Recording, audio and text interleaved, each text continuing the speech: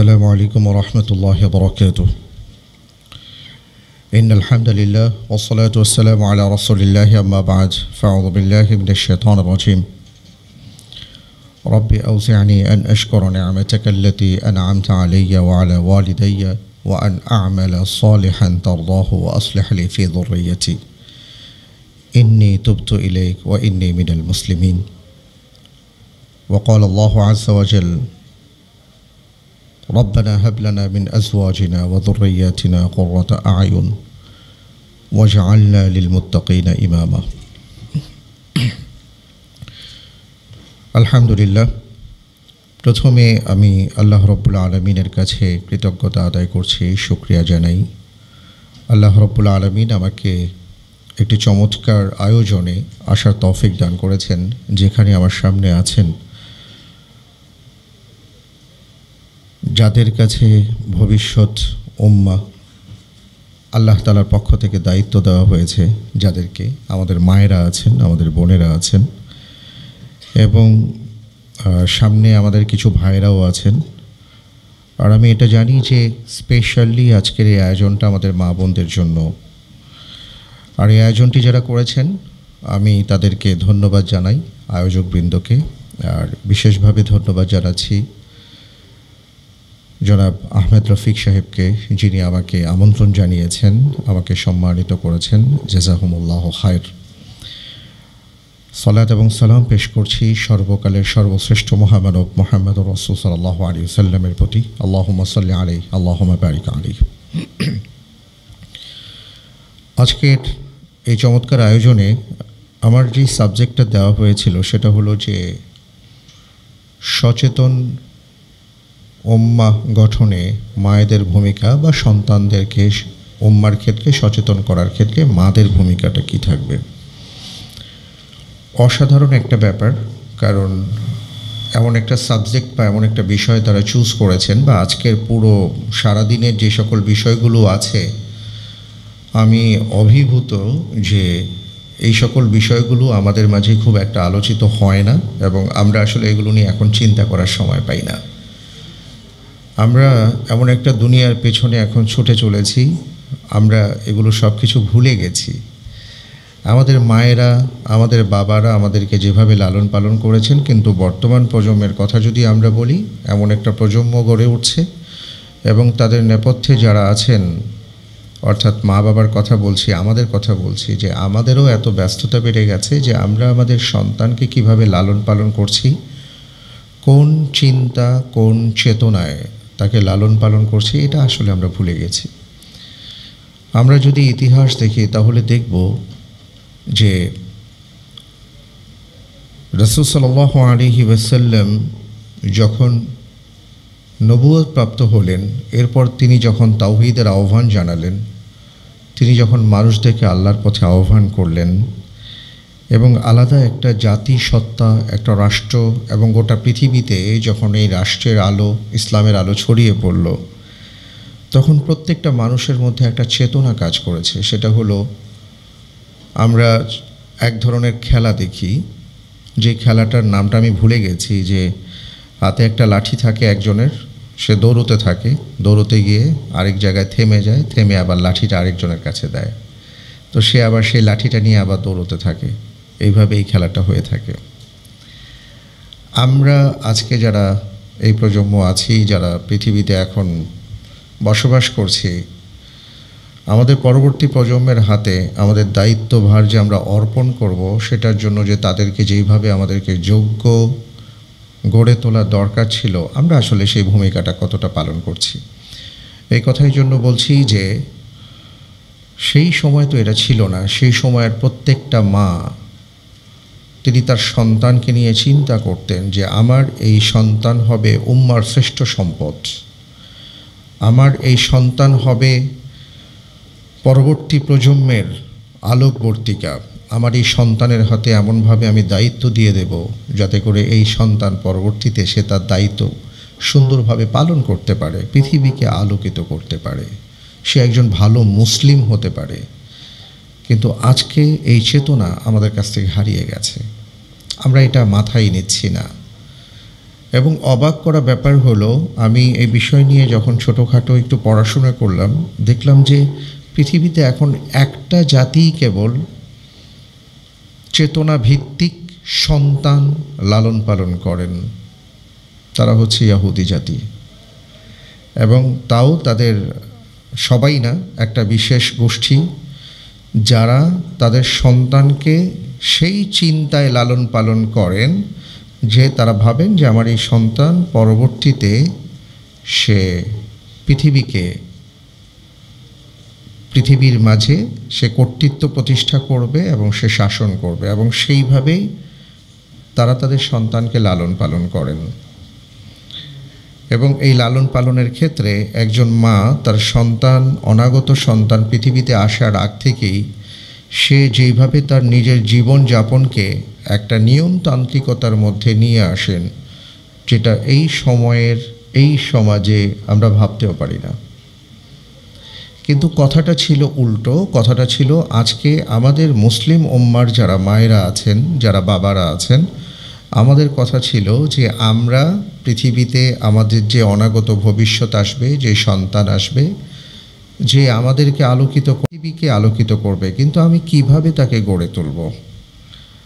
কিন্তু আজকে আমাদের সব চিন্তাটা চলে গেছে আমার সন্তানের খাওয়া দাওয়ার ক্ষেত্রে। তার স্বাস্থ্য কেন ভালো হয় না, খাওয়া দাওয়া কিভাবে ভালো হবে, কিভাবে একটু বেশি খাওয়াতে পারবো, সেটা খাওয়াতে গিয়ে দেখা যাচ্ছে যে তার সামনে আমি এমন সব কিছু উপস্থাপন করছি, এমন সব কিছু সামনে নিয়ে আসছি যেটা আসলে তার জন্য আদৌ কল্যাণকর নয়, বরং সেটা পরবর্তীতে ক্ষতির কারণ হয়ে দাঁড়ায়।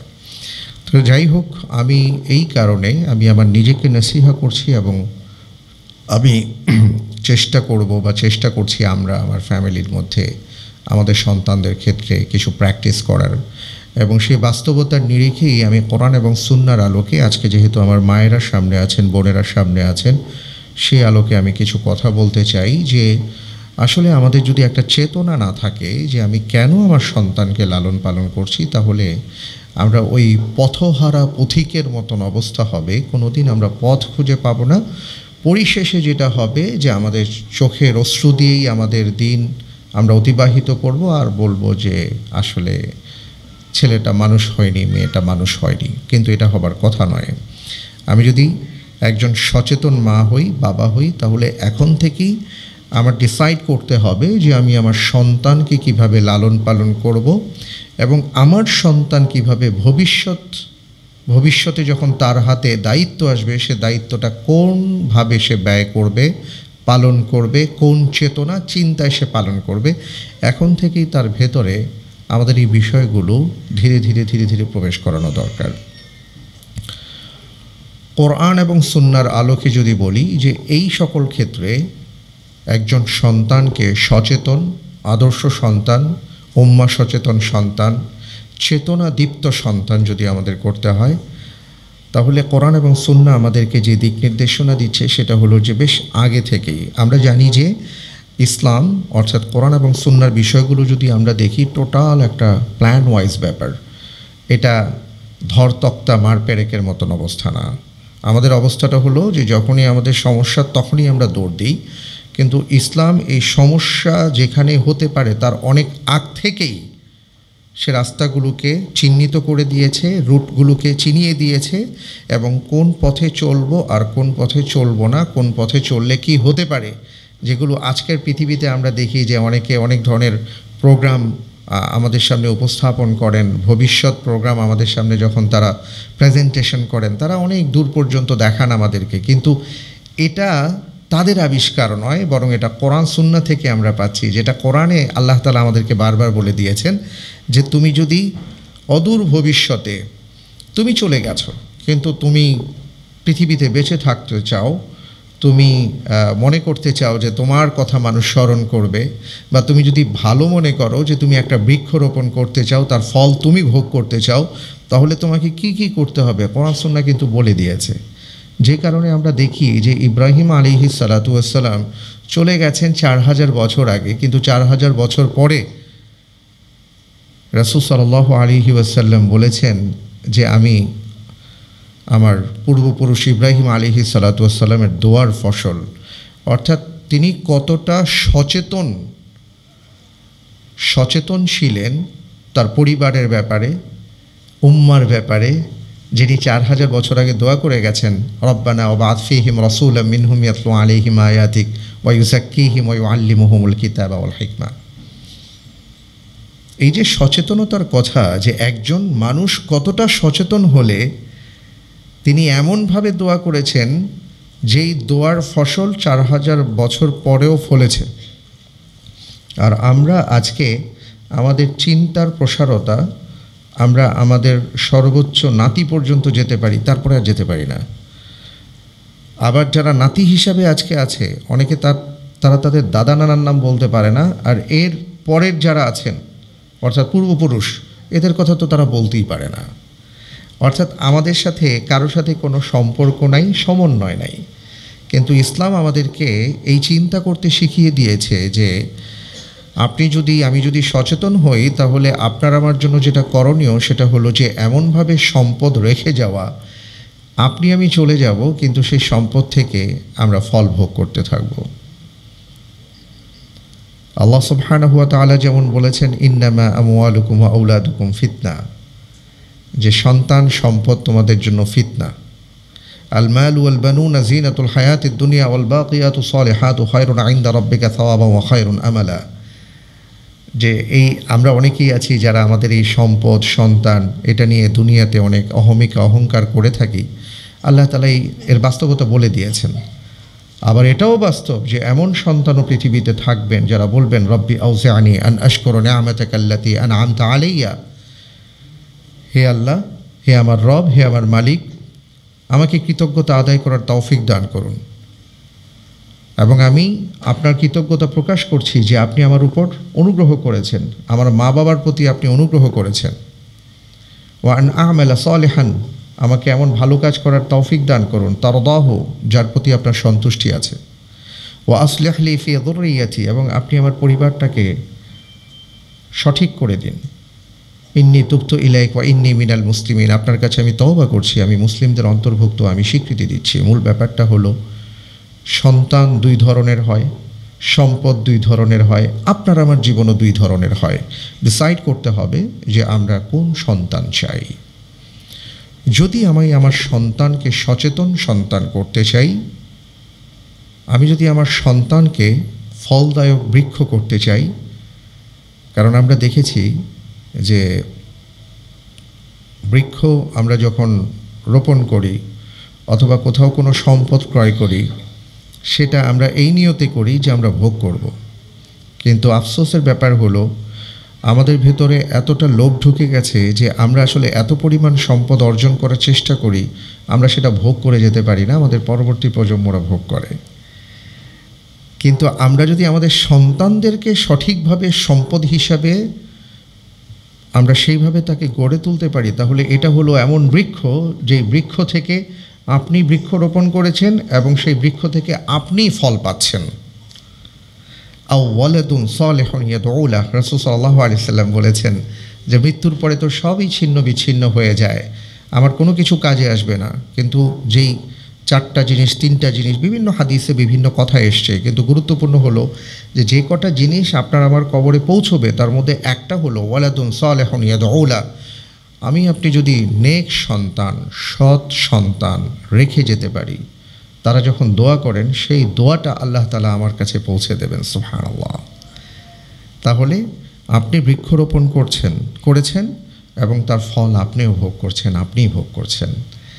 তো সেই সন্তান আসলে আমরা কিভাবে পেতে পারি, কোরআন সুন্নাহ কি বলে, এই আলোকে আমি কিছু আলোকপাত করার চেষ্টা করব।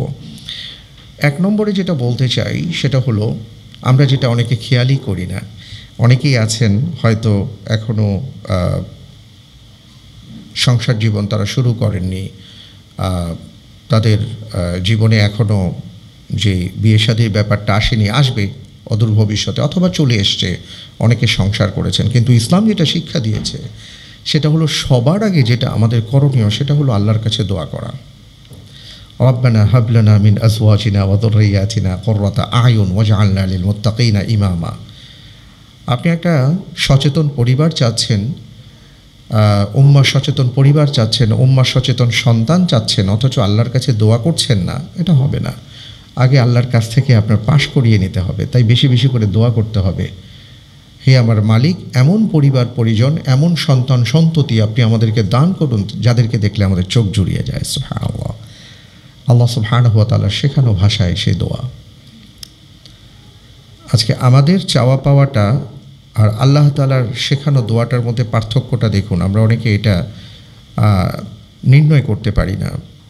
আমরা কিন্তু স্পেসিফিক চাই, এটা চাই, ওটা চাই, এটা হোক, সেটা হোক, এই হোক, সেই হোক, ছেলে হোক, মেয়ে হোক, এমন আমাদের অনেক চাওয়া পাওয়া থাকে। কিন্তু আল্লাহ তাআলা সেই চাওয়া পাওয়াটা কী ধরনের হবে সেটাও খুব সুন্দর করে আমাদেরকে দেখিয়ে দিয়েছেন। রব্বানা আতিনা ফিদ দুনিয়া হাসানা, তোমরা আমার কাছে কল্যাণ চাও। প্রথমত আল্লাহর কাছে দোয়া করতে হবে, আল্লাহর কাছে কল্যাণ চাইতে হবে। ছেলে হোক আর মেয়ে হোক, যেখানে কল্যাণ আল্লাহ সেটাই আপনি দান করেন। কারণ আমি জানি যে আমার চাওয়া পাওয়া, আমার ভালো মন্দ একজনের কাছে, এবং তিনি আমার ব্যাপারে যতটা জানেন আমি তার ব্যাপারে ততটা জানি না। আমাদের এই যে সামনে ছোট ছোট বাচ্চাগুলোকে আমরা দেখছি, মাশাআল্লাহ, এই ছোট বাচ্চা ওরা তো অনেক কিছুই তার মা বাবার কাছে চাইতে পারে, কিন্তু ও তো জানে না যে কোনটা ওর জন্য ভালো, কোনটা ওর জন্য ভালো না। তো ওর ব্যাপারে ভালো জানে ওর মা, ওর বাবা। এই কারণে একটা বাচ্চার হতেই পারে যে সে হয়তো তার ঠান্ডা লেগেছে, তার নিউমোনিয়া হয়ে গেছে, আল্লাহ মাফ করুন, কিন্তু তার আইসক্রিম খুবই পছন্দ। সে তার মায়ের কাছে আবদার করেছে, মা আইসক্রিম কিনে দাও। তো মা জানেন এই মুহূর্তে ওকে আইসক্রিম কিনে দিলে ওর কী হবে, কিন্তু ও চাচ্ছে আইসক্রিম। কিন্তু আপনি ওকে কখনোই আইসক্রিমটা এখন কিনে দেবেন না, কারণ আপনি জানেন যে এটা ওর জন্য কল্যাণকর না। তো ও ওর ব্যাপারে কোনটা কল্যাণ অকল্যাণ জানে না, কিন্তু ওর ব্যাপারে আপনি জানেন। আর আমাদের ব্যাপারে যিনি জানেন তিনি হলেন আল্লাহ সুবহানাহু ওয়া তাআলা। এই জন্য আল্লাহ তাআলা আমাদেরকে শিক্ষা দিয়ে দিয়েছেন, দোয়া করো এইভাবে, রব্বানা আতিনা ফিদ দুনিয়া হাসানা, আমার যেখানে কল্যাণ আছে সেটা আপনি আমাকে দেন। আমার সন্তান, রব্বানা হাবলানা মিন আজওয়াজিনা ওয়া যুররিয়াতিনা কুররাতা আয়ুন ওয়াজআলনা লিল মুত্তাকিনা ইমামা, রব্বি হাবলি মিনাস সালিহিন, রব্বি লা তাযারনি ফারদা ওয়া আনতা খায়রুল ওয়ারিসিন। চমৎকার চমৎকার দোয়া আছে। সন্তানের ব্যাপারে প্রথমেই যেটা করতে হয়, আল্লাহর কাছে চাইতে হয়। একটা পরিবারের জন্য, স্বামীর জন্য, স্ত্রীর জন্য, সন্তানের জন্য আল্লাহর কাছে দোয়া করতে হয়। নিজে যেচে গিয়ে আমরা যেন আমাদের বিপদ ডেকে না আনি। অর্থাৎ বিপদ বলতে এটা বুঝাচ্ছি যে আমি চাই আমার ছেলে ডাক্তার হোক, আমি চাই আমার ছেলে ইঞ্জিনিয়ার হোক, আমি চাই আমার ছেলে ওটা হোক, সেটা হোক, আমি চাই আমার সন্তান এটা হোক, আমি চাই আমার স্বামী এটা হোক, আমার স্ত্রী ওটা হোক। আল্লাহ তাআলা বলছেন না, তুমি ওই দায়িত্ব নিও না। তুমি শুধু বলো, আল্লাহ যেখানে কল্যাণ আছে সেটা আপনি আমাকে দেন, বাকিটা আমি দেখব। সুবহানাল্লাহ। তো এক নম্বরে আমরা দোয়া করব। এরপরে হলো যে বিষয়টা আসে, দেখেন আমি একটু আগ থেকে বলছি এই কারণে যে একটা প্ল্যান ওয়াইজ ইসলাম আমাদেরকে এটা শিক্ষা দিয়েছে যে আপনি সুসন্তান চাচ্ছেন তো আপনাকে প্ল্যান মাফিক আসতে হবে। আকস্মিক কোনো ব্যক্তি যদি এমন হয়, হঠাৎ করে ওনার মনে হলো রাসূল সাল্লাল্লাহু আলাইহি ওয়াসাল্লাম যে সকল চিকিৎসার কথা বলেছেন কোরআন এবং সুন্নাতে, আমি সেই চিকিৎসা গ্রহণ করব, এর বাইরে যাব না। তো এখন উনি চিন্তা করলেন যে আমার হয়েছে ডায়াবেটিস, কারো একজন ডায়াবেটিস হয়েছে। এখন তিনি চিন্তা করলেন সুস্থ হতে চাই। সুস্থ হতে হলে কি হবে? রাসূল সাল্লাল্লাহু আলাইহি ওয়াসাল্লামের একটা হাদিস আছে, সকালবেলা খালি পেটে যদি কেউ 7টা আজওয়া খেজুর খায় তাহলে তার কোনো রোগ হবে না, এবং নানা ধরনের ওয়াসওয়াসা, নানা ধরনের সমস্যা থেকে আল্লাহ তাআলা তাকে হেফাজত করবেন। খেয়াল করুন, তিনি আগে ডায়াবেটিসের রোগী হয়ে এখন তিনি যদি 7টা খেজুর খালি পেটে খেতে যান, তার অবস্থাটা কি হবে? তো অবস্থাটা যা হওয়ার হবে, তখন উনি বলবেন যে আমি সুন্নাহ ভিত্তিক চিকিৎসা করতে গিয়ে আমার এই অবস্থা হয়েছে। আসলে সমস্যাটা কোথায়? সমস্যাটা হলো রাসূল সাল্লাল্লাহু আলাইহি ওয়াসাল্লাম তোমার রোগ হওয়ার পরে এই তোমাকে প্রতিষেধক গ্রহণ করতে বলেন নাই। তিনি বলেছেন তোমার লাইফস্টাইলটাকে আগে চেঞ্জ করো, খাবার কিভাবে খাদ্য গ্রহণ করতে হয়, কী খাদ্য গ্রহণ করতে হয় সেইভাবে তুমি চলো, সুস্থ থাকবে, এরপরে তুমি এইভাবে চিকিৎসা করো, তুমি সবসময় ভালো থাকবে। তা আমার বলার উদ্দেশ্যটা হলো যে এমন অনেকেই আমরা আছি যে চট করে আমি বলি যে আমি এখন এটা চাই, এটা হচ্ছে না কেন, আমি তো দোয়া করছি। কিন্তু আমাদের কথা হলো যে আপনি কি আগে থেকে আপনার লাইনঘাট সব ঠিক করে এসছেন কিনা, যেভাবে আসার দরকার ছিল সেইভাবে আপনি আসতে পেরেছেন কিনা, তাহলেই স্মুথলি চলবে। কিন্তু যদি মাঝখানে আপনার কোথাও গ্যাপ থেকে থাকে, এই গ্যাপের জন্য আপনি অন্য কাউকে দয়া করে দোষ দেবেন না, বরং আগে নিজের কথা চিন্তা করেন। যেটা আমাদের সমাজে সবচেয়ে বড় প্রবলেম হচ্ছে, আমি যেটা ফেস করি আমার এলাকাতে ধানমন্ডিতে, আলহামদুলিল্লাহ বিয়ের পরে অনেকের জীবন চেঞ্জ হয়ে গেছে। বিয়ের পরে এখন ছেলের জীবন চেঞ্জ হয়েছে, মেয়ের জীবন চেঞ্জ হয় নাই। মেয়ের জীবন চেঞ্জ হয়েছে তো ছেলের জীবন চেঞ্জ হয় নাই। এখন তারা এসে আফসোস করছেন এখন কি করণীয়, কোন দোয়া পড়া যায়, সে নামাজ পড়ে না, সে এইটা করে না। এখন তুমুল একটা অবস্থা, কারণ একজন দিন মানছেন আরেকজন দিন মানছেন না। আমাদের যে সমস্যাটা হয় সমাজে সেটা হলো, যখন অনেকের ভালো লাগা থেকে বিয়ে শাদী হয় বা আমাদের পরিবার পরিজন যখন ছেলে মেয়ে দেখভালের ক্ষেত্রে মূল যেটা দেখার দরকার, দিন দেখার দরকার, সেটা না দেখে যখন অন্য কিছু দেখেন, বিয়ের পরে হলো গ্যাঞ্জামগুলো শুরু হয়, তখন তারা আমাদের কাছে আসেন। এই জন্য রাসূল সাল্লাল্লাহু আলাইহি ওয়াসাল্লাম প্রথমে দোয়ার কথা বলেছেন। আর কি আমি বললাম যে দোয়ার কথাটা আমরা বলবো যে প্রথমে দোয়া। দ্বিতীয় নাম্বার হলো বিয়ে শাদীর ক্ষেত্রে যেটা খেয়াল করা দরকার, সেই বিখ্যাত হাদিস আপনারা এখানে সবাই জানেন, আমি শুধু সেখান থেকে একটা লাইন কোট করছি, ফাযফার বিযাতিদ্দিন তারিবাত ইয়াদাকা, যেটা রাসূল সাল্লাল্লাহু আলাইহি ওয়াসাল্লাম বলেছেন যে সমাজ তো অনেক কিছু দেখেই বিয়ে শাদী দেয়, বিয়ে শাদী করে, তুমি ওদিকে দেখো না, তুমি যেটা দেখবা সেটা হলো দিন আছে কি না, দিনের সৌন্দর্য আছে কি না সেটা দেখো, এবং সমাজ যেটা দেখায় সেটাকে তুমি চেঞ্জ করে দাও। আমরা এই জায়গায় অনেকে একটা বিশাল গ্যাপ করে ফেলি, এটা মানি না, মানতে পারি না, সঙ্গত কারণেই মানতে পারি না, ফলে আমাদের ঝামেলা তৈরি হয়ে যায়। কিন্তু আমরা যদি এটাকেও আর কি ইসলামের আলোকে নিয়ে আসতে পারি, তাহলে ভবিষ্যৎ প্রজন্ম যে আমি যেইভাবে চাচ্ছি সেইভাবে গড়ে তোলবার ক্ষেত্রে আমার প্ল্যানটা ঠিক থাকবে। কারণ আপনারা জানেন কোরআনুল কারীম যেই মৌলিক নীতিমালা বলেছে, অবশ্যই এটার আল্লাহ সুবহানাহু ওয়া তাআলা চাইলে এটা অবশ্যই চেঞ্জ হবে। কিন্তু মৌলিক নীতিমালা কি? ওয়ালা আমাতুম মুমিনাতুন খায়রুম মিন মুশরিকাতিন ওয়ালাউ আ'জাবাতকুম। আল্লাহ সুবহানাহু ওয়া তাআলা বলেছেন যে অবশ্যই একজন মুশরিকা নারী কাউকে যদি খুব আকর্ষণও করে, কিন্তু তার চেয়ে অবশ্যই একজন মুসলিমা নারী উত্তম, যদিও সে বাদী অবস্থায় থেকে থাকে। অর্থাৎ আল্লাহ সুবহানাহু ওয়া তাআলা মূলত নারী আর পুরুষদেরকে বলেছেন যে তুমি কারো চাকচিক্য, সৌন্দর্য, প্রভাব, প্রতিপত্তি, সম্পদ এগুলো দেখে তুমি পাগল হয়ে যেও না। তুমি জেনে রাখো অবশ্যই ঈমানদার তোমার জন্য উত্তম, নারী হোক আর পুরুষ হোক। এটা হলো মূল নীতিমালা। কারণ এরপরে আবার বলা হয়েছে আল খাবিসাতু লিল খাবিসিন ওয়াল খাবিসুনা লিল খাবিসাত ওয়াত-তাইয়িবুনা লিত-তাইয়িবিন ওয়াত-তাইয়িবাতু লিত-তাইয়িবিন ওয়াত-তাইয়িবুনা লিত-তাইয়িবাত। এক কথায় যদি বলি, ভালোর জন্য ভালো, খারাপের জন্য খারাপ। তো এটা হলো মূল নীতিমালা। এই জন্য আমাদেরকে বিয়ে শাদীর ব্যাপারটা খুবই গুরুত্বের সাথে দেখা দরকার, এবং গুরুত্বটা দিতে হবে, সর্বোচ্চ গুরুত্ব দিতে হবে দিনের ক্ষেত্রে, যেটা আমরা আজকের সমাজে দিচ্ছি না। আমরা স্ট্যাটাস, চাকরি বাকরি, কত টাকা বেতন পায়, মেয়ের বাবা কি করে, সেদিকেই আমরা ছুটে চলেছি। এগুলো বাদ দিতে হবে। যদি সত্যিকার অর্থে আমরা সচেতন নিজেরা উম্মাহ হতে চাই, সচেতন উম্মাহ হতে চাই, সন্তানদেরকে সচেতন উম্মাহ হিসেবে গড়ে তুলতে চাই, তাহলে দিনকে প্রাধান্য দিয়ে এরপরে আমাদের মাঝে এই সংসার জীবন যাপন করতে হবে বা শুরু করা দরকার, যেটা ইহুদিদের মধ্যে আছে, কিন্তু আমরা মুসলিমরা সেটা পালন করতে পারি না। এরপরে দেখুন আরও গুরুত্বপূর্ণ ব্যাপার, সেটা হলো যে এগুলো তো আসলে আলোচনাই হয় না। যে এরপরে যদি আমি বলি যে সংসার জীবনের স্বামী স্ত্রীর একান্ত আলাপচারিতায়, একান্ত ভালোবাসার ক্ষেত্রেও রাসূল সাল্লাল্লাহু আলাইহি ওয়াসাল্লাম কিন্তু দোয়া শিক্ষা দিয়ে দিয়েছেন। কেন? কোনো জায়গায় যেন শয়তান কোনোভাবে প্রবেশ করতে না পারে।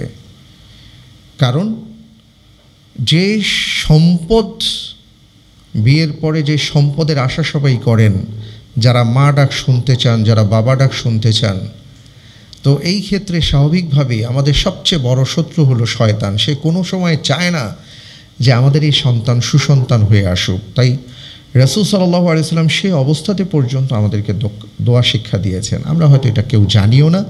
আর আজকের এই লাইফস্টাইলটা তো এমন জায়গায় চলে গেছে যে এটা আর সেদিকে না যাই, শুধু এতটুকু বলি যে এখন আর কি ইউরোপ আমেরিকাতে কী হচ্ছে সেই স্টাইলে মানুষ জীবনযাপন করে, সংসার জীবনযাপন করে এবং একান্ত জীবনযাপন করে, যে কারণে পরবর্তীতে অনেকের আফসোস করতে হয়। অথচ রাসূল সাল্লাল্লাহু আলাইহি ওয়াসাল্লাম ওই সকল ক্ষেত্রে পর্যন্ত আল্লাহ রব্বুল আলামিনের কাছে যেন আশ্রয় প্রার্থনা করা হয় সেই সম্পর্কে বলে দিয়েছেন এবং দোয়া পর্যন্ত শিক্ষা দিয়েছেন। বিসমিল্লাহি আল্লাহুম্মা জান্নিবনা শাইতান ওয়াজান্নাবিশ শাইতান ফিমা রাযাকতানা, যে হে আল্লাহ আমাদেরকে আপনি শয়তান থেকে হেফাজত করেন এবং যে রিজিক আপনি আমাদেরকে দান করবেন বা যে সম্পদ আসবে সেই সম্পদের ক্ষেত্রেও আপনি শয়তান থেকে হেফাজত করেন। তো এটাও আমাদের সবসময় উচিত যে সর্ব অবস্থায় আল্লাহ তাআলার কাছে দোয়া করা এবং শয়তান থেকে আমরা যেন বেঁচে থাকতে পারি, আল্লাহর আশ্রয়ে থাকতে পারি, সেটার জন্য কামনা করা। এবং এই ক্ষেত্রে আরেকটা কথা বলবো যে পরবর্তীতে আলহামদুলিল্লাহ কেউ যখন মা হন, মা হওয়ার পরে আজকের সমাজে তো আমরা দেখি যে মা হওয়ার পরে তার পরিবারে অন্যরকম একটা অবস্থান তৈরি হয়। মাশাআল্লাহ, এই অবস্থান তৈরি করার ফলে বা অবস্থান তৈরি হওয়ার ফলে যেটা হয় যে এই মা যিনি মা হতে চলেছেন আর কি, আলহামদুলিল্লাহ যিনি মা হতে চলেছেন, তো তার ক্ষেত্রে দেখা যায় যে সবাই ওনাকে বসিয়ে রাখে, ওনার এই খাবার সেই খাবার ইত্যাদি। তো তখন উনি চিন্তা করেন যে আমি এখন এই সময় কি করব। তো এই সময় কি করব বলে চিন্তা করে আমাদের ওই সকল মা বোনেরা যারা মা হতে চলেছেন তারা এমন কিছু দেখেন, এমন কিছু শোনেন, এমন কিছু বলেন যেটা কোনো দিক থেকে কল্যাণকর হয় না।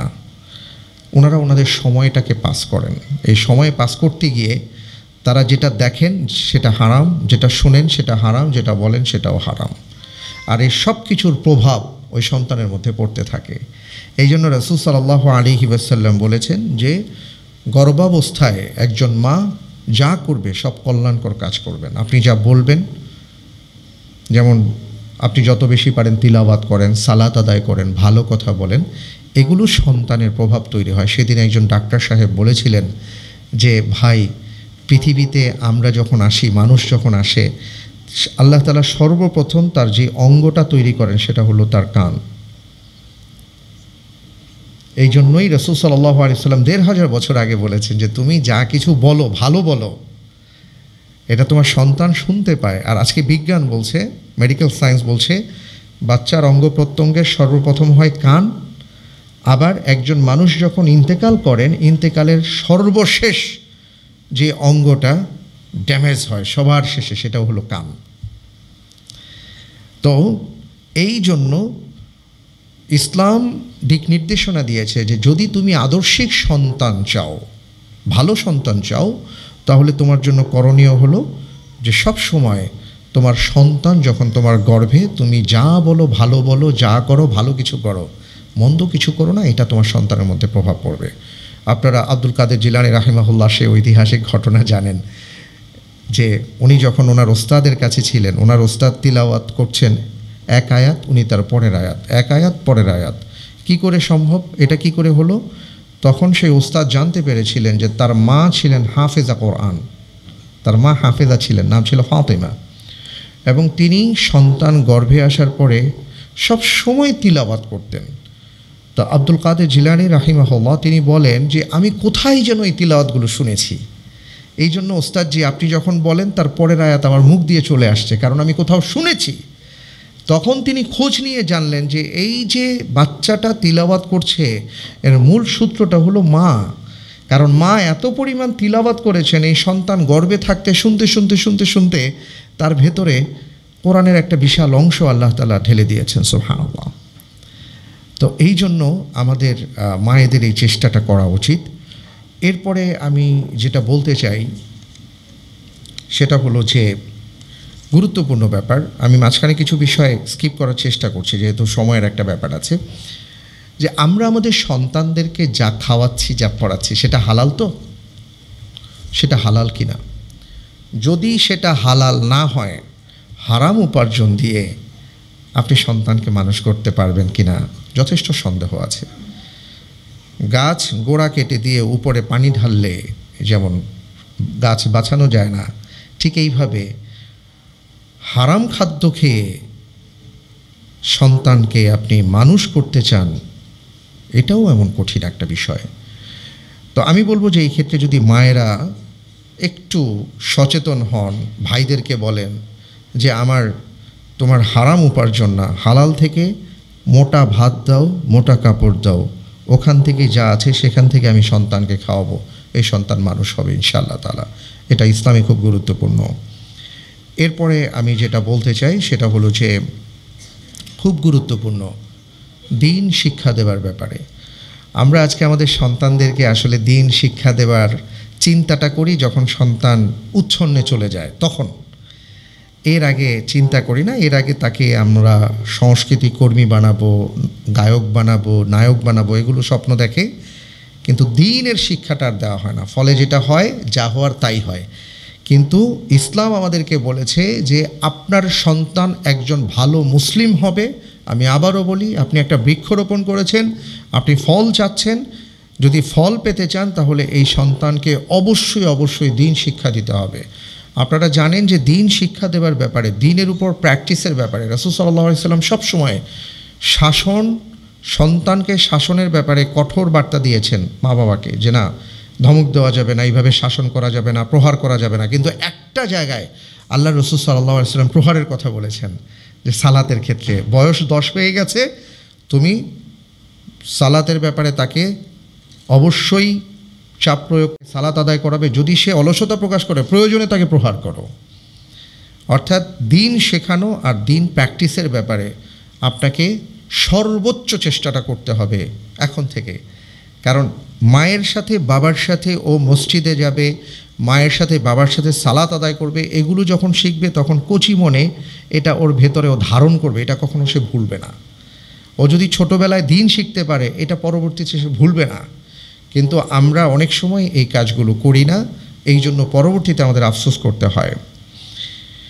এবং আরেকটা আমি গুরুত্বপূর্ণ কথা বলতে চাই মা বাবার জন্য, সেটা হলো যে আপনি আপনার সন্তানকে তার বন্ধু নির্বাচনের ক্ষেত্রে সহযোগিতা করছেন কি না। আজকের এই সমাজে আমরা যতগুলো বাচ্চাদের ক্ষেত্রে অন্যায় দেখি, অপরাধ দেখি, যে কারণে বাচ্চাগুলো আত্মহত্যা থেকে শুরু করে একেবারে আমরা যদি খেয়াল করি তাহলে দেখব যে আত্মহত্যা থেকে শুরু করে হত্যা করা পর্যন্ত মাঝখানে যত ধরনের অপরাধ আছে, সকল অপরাধ যদি বিবেচনা করা হয় তাহলে দেখা যায় যে সন্তান উচ্ছন্নে চলে গেছে, এই অপরাধগুলো করেছে তারা তাদের বন্ধু বান্ধবের কারণে। আমি এর জীবনী পড়ছিলাম, আশরাফ আলী থানভী রাহিমাহুল্লাহ, তিনি তার জীবনীতে লেখেন যে আমার মা বাবা ছোট্টবেলায় আমাকে আরেকজন উস্তাজের বাড়িতে নিয়ে গেছেন এবং সেখানে আমরা সারাদিন ছিলাম। তার সন্তানের সাথে আমাকে আমার মা বাবা পরিচয় করিয়ে দিয়েছেন এবং বলে দিয়েছেন যে আজকে থেকে সে হলো তোমার বন্ধু। অর্থাৎ মা বাবা ডিসাইড করবেন, মা বাবা ঠিক করে দেবেন সন্তানের বন্ধু কে হবে, আর আজকে সন্তান এটা নির্বাচন করে আমার বন্ধু কে হবে। আর সেই নির্বাচন করতে গিয়ে স্বাভাবিকভাবেই ভুল করে, পরবর্তীতে এই ভুলের খেসারত সবাইকে দিতে হয়। এটা খুব গুরুত্বপূর্ণ। এবং আরেকটা গুরুত্বপূর্ণ বিষয় হলো যে আপনার সন্তান কি করে না করে, আমরা দেখি এটা অনেকের ক্ষেত্রে দেখা যায়। আজকের দিন কিভাবে পাল্টে গেছে দেখেন, যে ইসলাম বলেছে তুমি যখন তোমার মা বাবার ঘরে প্রবেশ করবে অবশ্যই সালাম দিবে, অনুমতি নিবে, তারপরে প্রবেশ করবে, কোরআনে কারিমের আয়াত। আর আজকে আমাদের যেটা হয়েছে, মা বাবার ঘরের দরজাটা আমরা খোলা রাখি, সন্তানের দরজা বন্ধ থাকে। এবং সন্তানের দরজা বন্ধ, সন্তানের ঘরে কে আসলো না আসলো, বন্ধুবান্ধব আসলো, ঘরের ভিতরে কি করছে, সে কম্পিউটার চালাচ্ছে, কোথায় কি চালাচ্ছে আমরা জানি না। তার ঘরে ঢোকার আগে আমাদের অনুমতি নিতে হয়, বাবা দরজাটা খুলো। আর সেই সন্তান আমার ঘরে যখন ঢুকে তখন অনুমতির দরকার হয় না। এই জন্য বলবো যে সন্তানকে যদি মানুষের মতন মানুষ করতে চাই তাহলে যেটা করতে হবে, সন্তানের ঘরের দরজা উন্মুক্ত রাখতে হবে বিয়ের আগ পর্যন্ত। সন্তানের ঘরের দরজা উন্মুক্ত রাখবেন, আপনার দরজা বন্ধ রাখবেন, তাহলে এই সন্তান ভয় পাবে। আর আমরা আজকে উল্টোটা করছি, এই বিষয়ে আমরা খেয়াল রাখবো। অর্থাৎ মূল ব্যাপারটা হলো আমার সন্তান কি করে না করে, এটা আমাদেরকে খেয়াল রাখতে হবে। এবং পরিশেষে যেটা বলতে চাই সেটা হলো আপনি এবং এখানে ভাইরা আছেন আর কি, একজন সন্তানের জন্য সুপার হিরো হিরোইন হলেন তার মা এবং তার বাবা। একজন সন্তানের জন্য তার আইডিওলজির ব্যাপারে যদি বলি, যে সবার আগে আদর্শিক জায়গাটা হলেন তারা মা এবং বাবা। মা বাবা যা করেন সন্তান সেখান থেকে প্রভাবিত হয়। আমি যদি আদর্শ সন্তান চাই, ভালো সন্তান চাই, তার আগে আমাদেরকে ভালো মা বাবা হতে হবে। সেই ক্ষেত্রে আমাদের প্রস্তুতি কতটুকু, সেই ক্ষেত্রে আমাদের আচরণ উচ্চারণ কী হচ্ছে, এটা আমাদের খেয়াল রাখা দরকার। যদি এই বিষয়গুলোকে সার্বিকভাবে আমরা বিবেচনায় নিয়ে আসতে পারি এবং আদর্শ সন্তান গঠনে যদি আমি আদর্শ মা আদর্শ বাবা হতে পারি, আমার আচরণ, আমার উচ্চারণ, আমার কলম, আমার কালাম যদি ভালো হয়, আদর্শিক হয়, তাহলে আমার সন্তানও আদর্শিক হবে। তা আল্লাহ তাআলার কাছে আমি দোয়া করি যে কটা কথা আমি আপনাদের সামনে উপস্থাপন করলাম বিক্ষিপ্তভাবে, এই কথাগুলোর উপর আল্লাহ তাআলা প্রথমে আমাকে, আমাদের পরিবারকে এবং সেই সাথে আপনাদের পরিবারকে আমল করার তৌফিক দান করুন। আমিন। আসসালামু আলাইকুম ওয়া রাহমাতুল্লাহি ওয়া বারাকাতুহু।